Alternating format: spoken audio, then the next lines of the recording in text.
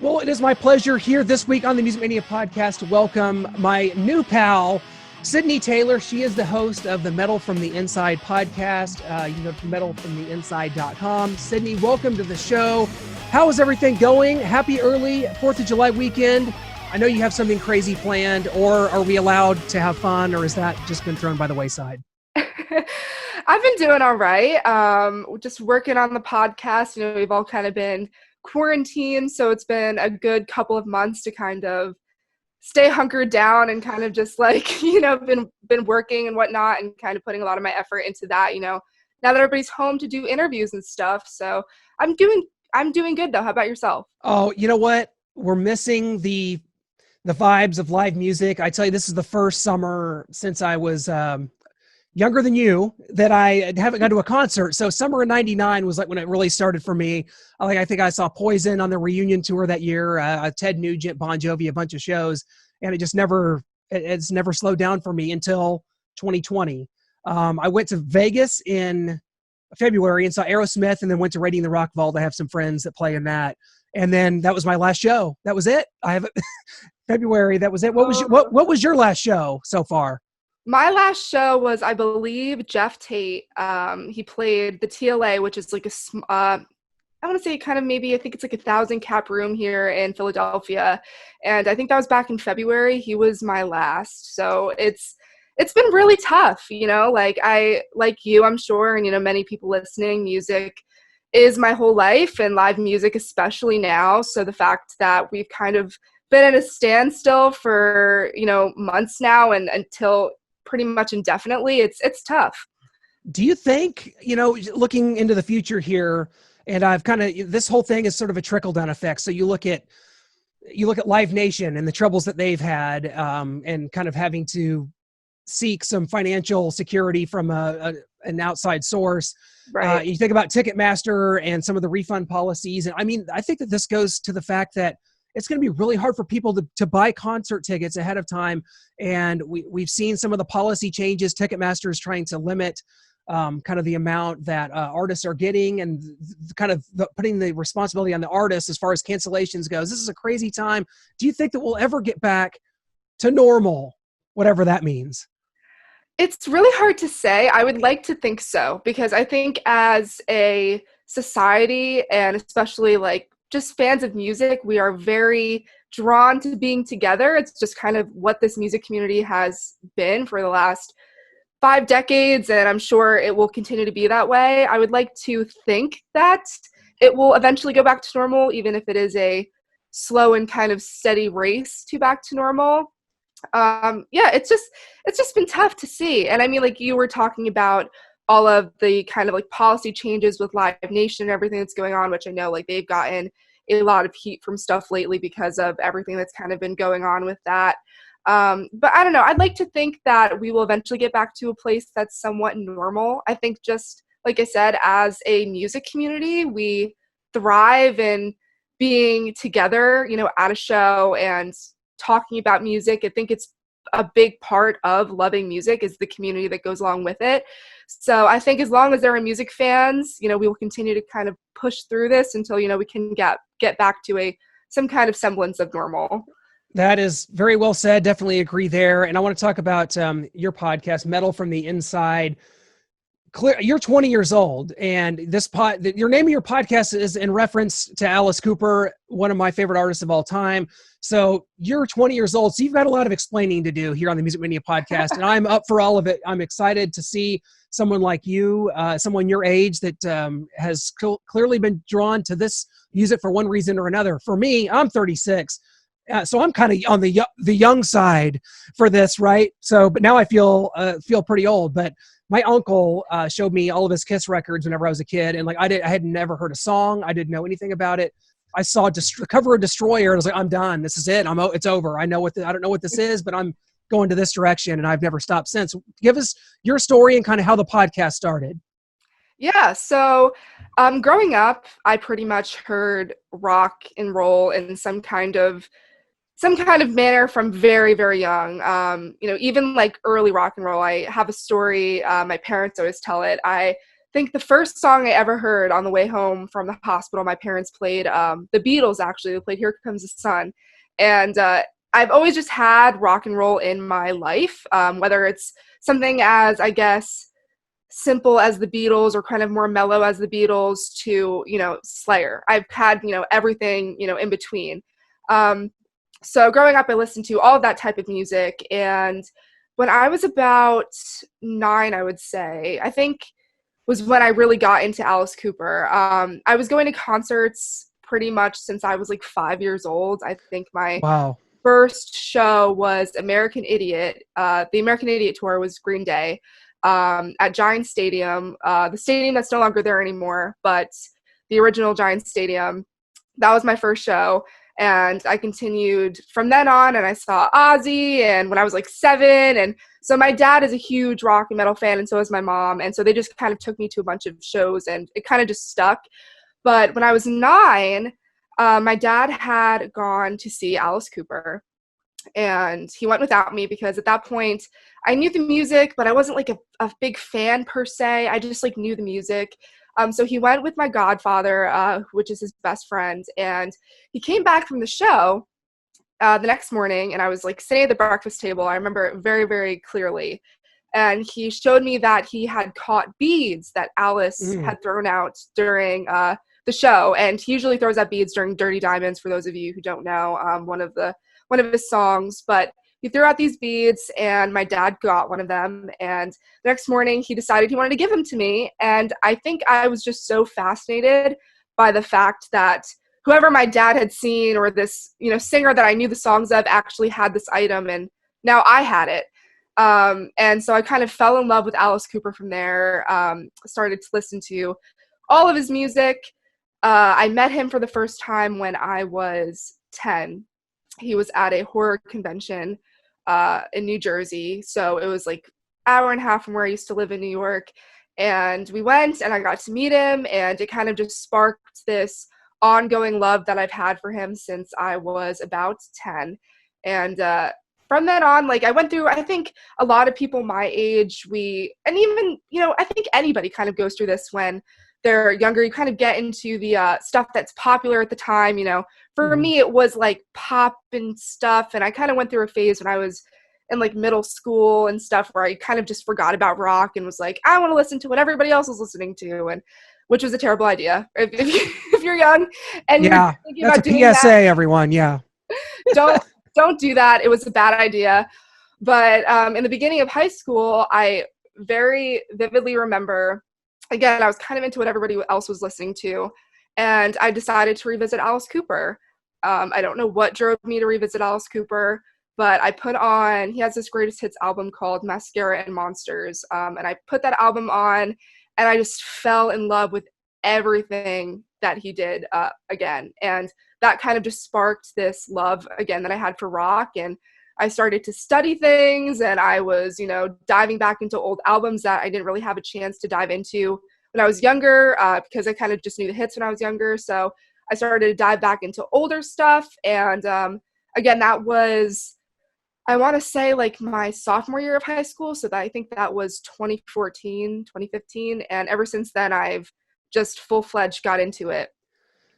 And you have the podcast now, Metal from the Inside, and you have had some tremendous guests on. You're really making headway here. I think it's important to have not only a younger voice, but a female voice. I think that's tremendous. How did the podcast come about, and sort of how have you sort of made headway? Because for me, it was around 2013 we started, and it was just anybody I could get my hands on, anybody that would respond to a tweet or a Facebook message. Right. And it started that way. Was that kind of similar for you? How have you done this? I know you just had David Ellefson on, who we've had on many times. Great guy.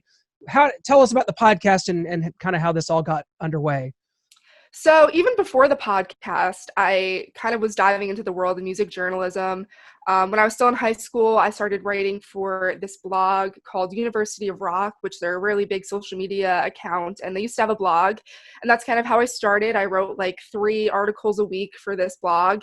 And eventually, when I got into college, I'm currently a music business major. So I started following my dreams with that. And when I got into college, I was approached by these two gentlemen who are very, very kind, and I can't even thank them enough for all that they gave me with experience. They approached me and saw that I was writing, and they asked if I wanted to be a part of their publication. And so I, of course, said yes. And from there, it was just kind of a nonstop flurry of getting every interview I could get and kind of writing everything that I could and reviewing every show and every album that I got my hands on. And I think my very first interview I actually had for my college radio show, which I forgot to mention. I used to have a radio show at my college's station, which is how I kind of really got into doing interviews. And it was called Metal from the Strip. So it was all metal from the Sunset Strip at that time period. And my first interview was actually Nadir DePriest from the band London, which many of you probably know from The Decline of Western Civilization Part 2. But he was my first interview. And then I interviewed Jeff Tate, and it just kind of went on from there. So I wrote with them and did interviews for them for about 2.5 years. And I love them so much, Mark and Anthony. They run this site called MA Entertainment Global. Again, they're great, and I can't thank them enough for the experience they gave me. But I just kind of felt like it was time to just go off on my own and kind of see what I could do. I had gotten a lot of interviews just by reaching out and kind of like grassrooting it and kind of just going for it. So I decided that I was going to create my own site, and I created Metal from the Inside, which is, like you said, inspired by Alice Cooper's album From the Inside, which is my favorite album of all time. And Alice has always inspired me, so I figured, why not now would he inspire me as well? And it just worked because, you know, I wanted to focus on metal from the inside perspective of either a musician or photographer, tour manager, or, you know, radio broadcaster, anything like that. So I had the site. I created that back in July of 2019, so it's been about a year.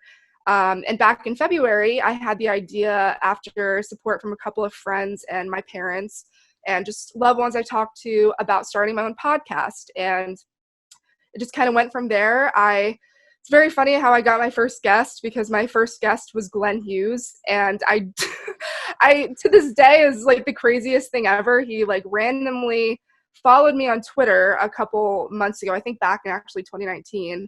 And I still don't know why. He's an amazing guy, but he followed me on Twitter. And I just took a shot in the dark and asked him if he wanted to be a guest on the podcast. And he agreed. And he was my first guest. And I've just been going from there. It's been a lot of fun. It's been a major learning experience because I do it all myself. So I do schedule the interviews and edits and do the promotional work and marketing and everything for it. But it's been really amazing. And I'm very happy for all the support I've gotten on it so far. Well, it's tremendous, and congratulations on that. I'm definitely in the same boat. I kind of do this all myself too. I used to have a co-host, but let me just tell you, he's married. And so that's all you pretty much need to know about that. That was the end of that. So kind of getting back to that, I mean, Glenn Hughes is amazing. We've had him on a couple times. He's such a huge fan of his work in Deep Purple, and of course, even his short stint in Black Sabbath. But you talk about Alice Cooper. You talk about From the Inside being your favorite Alice Cooper album, and that's one thing I want to get into is favorite Alice Cooper albums. I want to get into that because mine, you would never guess in a million years. It's insane. But I want to get into yours first because a couple years ago, there's actually like a video that going around that I don't know if you might be too young for this, but former MTV VJ Jesse Camp and I were at the Motley Crue, the Dirt premiere in Hollywood. Mm-hmm. And Jesse Camp and he came up to me and he's like, can you name every Alice Cooper album in order? And so like we took turns naming the albums in chronological order, and like TMZ is like filming it. Like they don't know who I am, of course. I'm just some idiot. But they're like filming Jesse Camp, who still like kind of, you know, looks like he did and somewhat back in the 90s. And we're rattling off these albums. And like, anyway, it was kind of led me back to an interview we did with him where we talked about our favorite albums. I want to get into yours. From the Inside's number one. Why is that? And then what are some that kind of creep up there, maybe into the top 3 or 4 or so? From the Inside, I think it's very interesting because I don't know if I remember an exact moment, like where I first listened to it, but I know it was around when I was kind of rediscovering Alice and I was really diving into his discography. So I was listening to pretty much just every album again from like beginning to end when I was really getting back into him. And I remember listening to that record, and the lyrics on that album, I think, were what kind of took me first. At the time, I don't think I really knew anything about the background of the record or why he wrote it, or, you know, what it was really about, like, because, you know, it's about his personal experience. For those of you who don't know, Alice was in a psychiatric asylum for actually alcoholism. He was not in there for a mental illness, but in the 70s, that's where you went when you had a problem like that. And so he went into this asylum for, I think, only a couple weeks. It wasn't very long. But he ended up writing this album based on his experiences in the asylum. And so at the time, I don't really think I knew very much about that. But it was the lyrics that really, I think, just took me with the album. Like the lyrics in The Quiet Room, and, you know, even How You Gonna See Me Now is probably in my top 5 favorite Alice Cooper songs of all time. His ballad writing is unmatched, but I just fell in love with that album and the musicianship. Like, it's just, I think, one of his best, and it's very underrated, I think, with just common Alice Cooper fans. I've dived into this with a bunch of other people that are kind of diehards. I always talk to Don Jameson, who's a buddy of mine, and his favorite's also From the Inside. And we always like talk about it because a lot of people who aren't, like, I think diehard fans are a huge fan of that record, but a lot of people I know who are super into Alice like me tend to kind of gravitate towards that record. But I love it. I think it was just one of those records that really like flipped the switch with me to fall in love with him again. It was just, as soon as I heard that record, I was like, Alice Cooper's the one for me. As for, I think, follow-up records, I would definitely say Welcome to My Nightmare is up there for me. I love $1 Billion Babies as well. I usually cite No More Mr. Nice Guy as my favorite Alice Cooper song ever, and I sometimes get a little bit of flack for that just because No More Mr. Nice Guy is such a hit, but it's a hit for a reason. It's a great song, and it was like one of my very first favorites. So definitely Welcome to My Nightmare, definitely $1 Billion Babies. I love the early 70s stuff. I, of course, love his 80s stuff as well. I love Trash. I love Hey Stupid, which was 90s. But I feel like a lot of what made me an Alice Cooper fan was the early 70s stuff. You're right. Mine is actually, well, my favorite like real Alice Cooper album, if you want to say, is Love It to Death. And that, for some reason, I mean, Ballad of Dwight Fry, Is It My Body, Caught in a Dream. We got Michael Bruce coming on next week, and hopefully you can join me for that, by the way. You're more than welcome to do that. Michael Bruce has one of his only writing credits as far as just him, Caught in a Dream.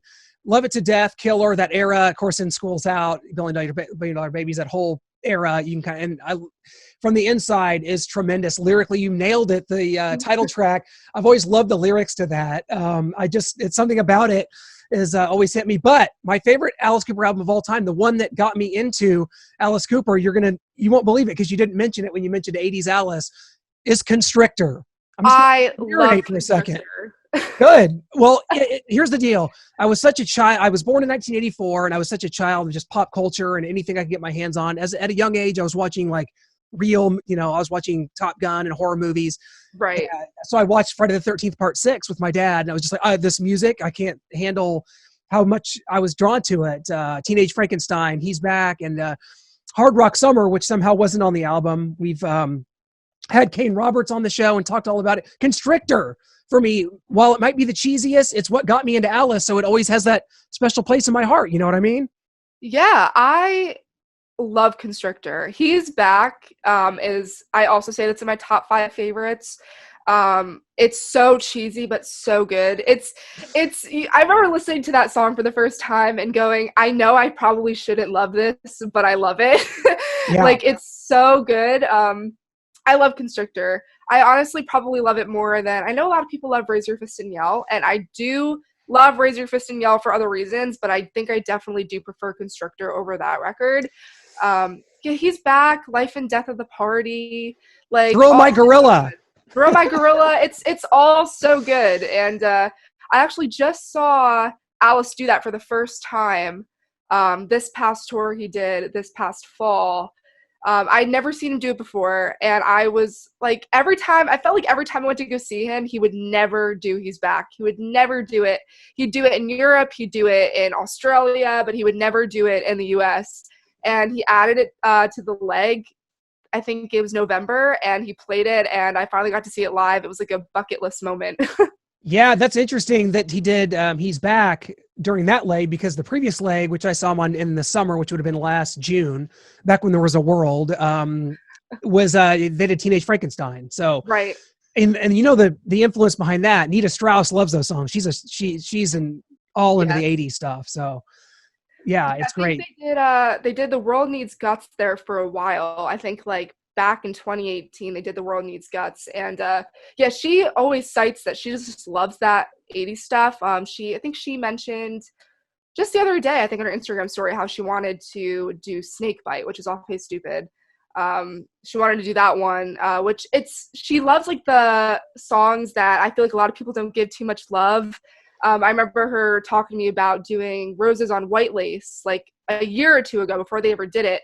And they actually added that to the set last tour as well. So it's nice seeing the 80s stuff get some love, because I feel like, again, I love all the early 70s stuff. And I mean, there's some stuff that I wish he would do from those times. Like, I mean, he added Serious and stuff in from the Inside, and I wish maybe he did a little bit more of that.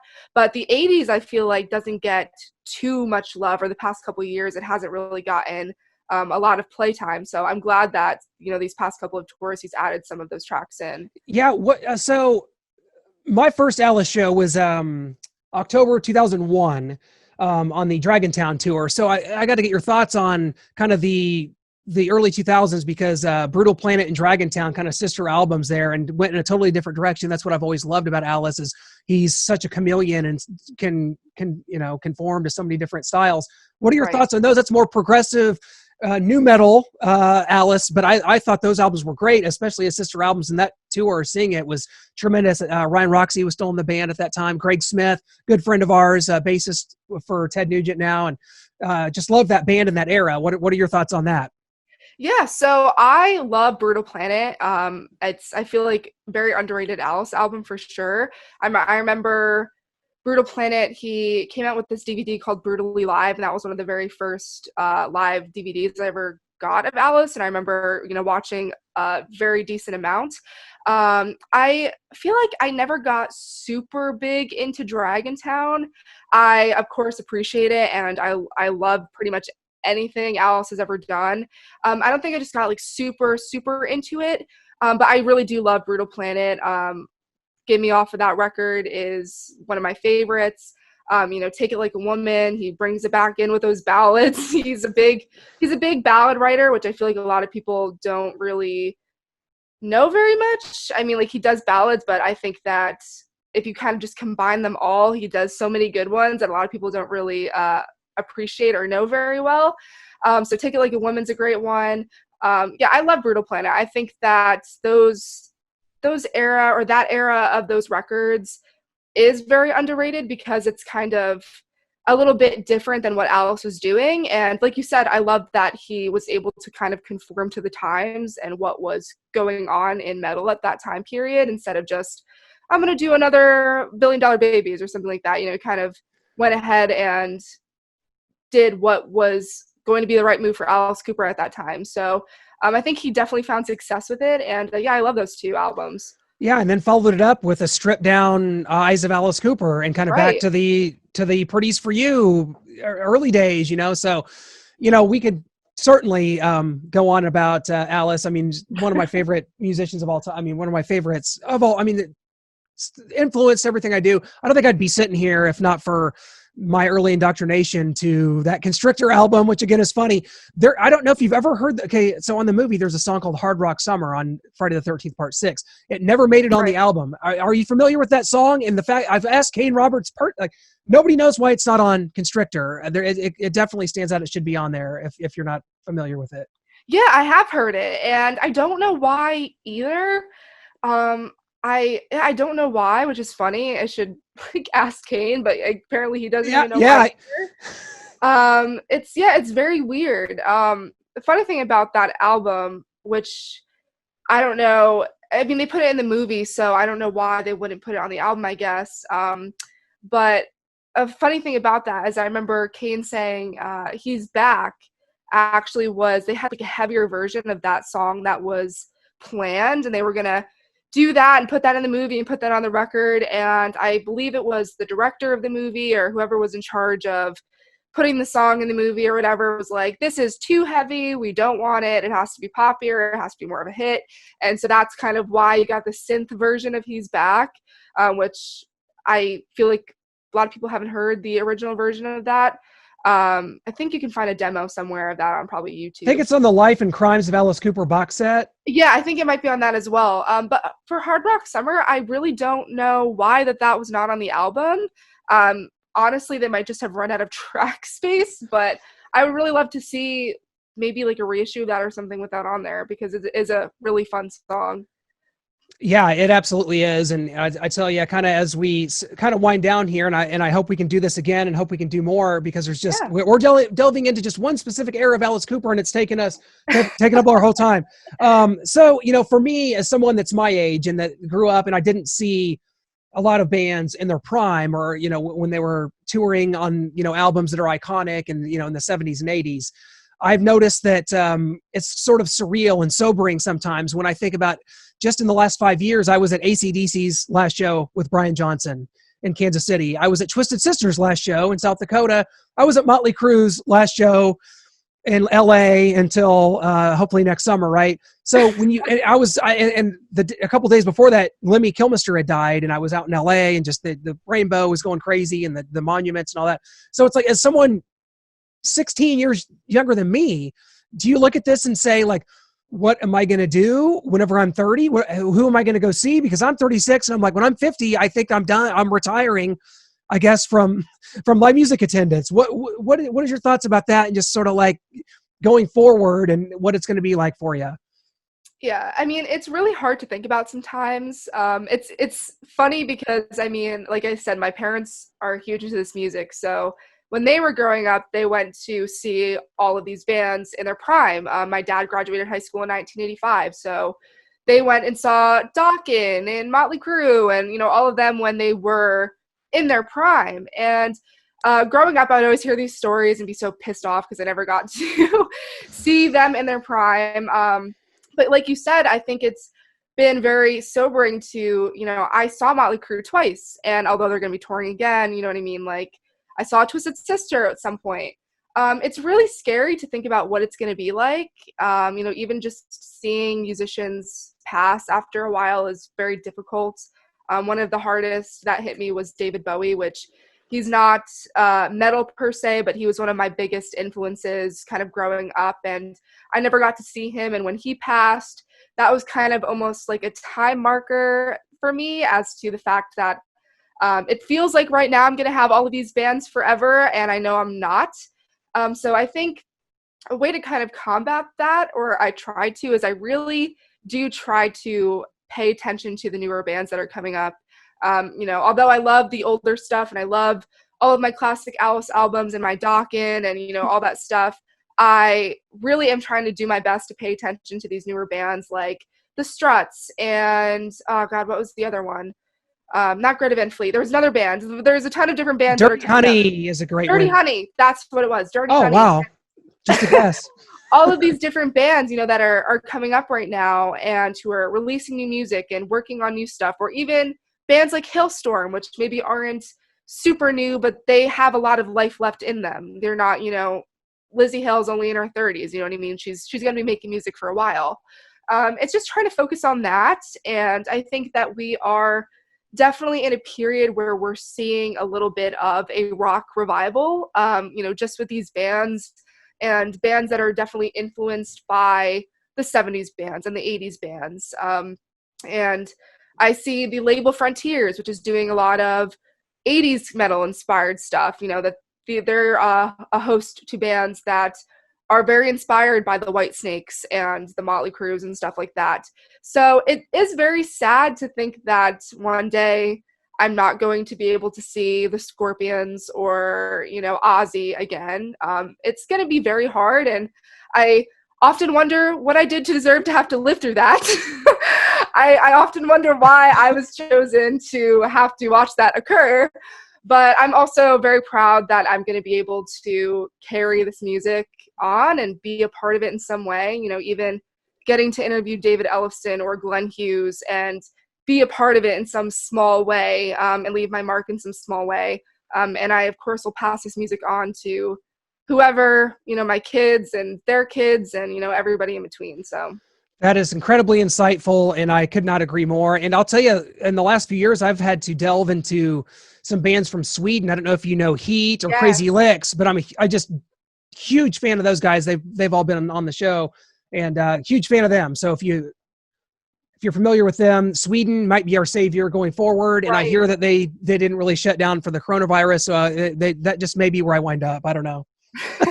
I love Crazy Licks. Like I said, Yeah. I think there's this like 80s rock revival that's coming back, which, I mean, I probably would cite the 80s as being like my favorite genre of music, the 80s metal. So seeing all of these bands and artists that are very influenced by that time period, you know, starting up and getting record deals and releasing new music is very hopeful to see.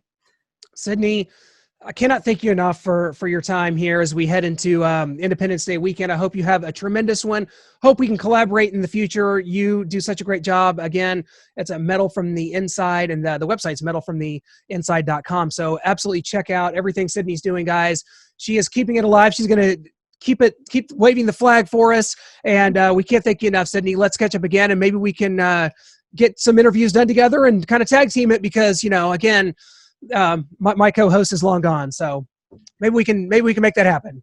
Yeah, thank you so much for having me on. I really appreciate it, and love everything you do as well to keep this scene alive. You know, we need as many people as possible, so thank you. Absolutely. Thanks so much, Sydney. Take care. Thank you. See ya.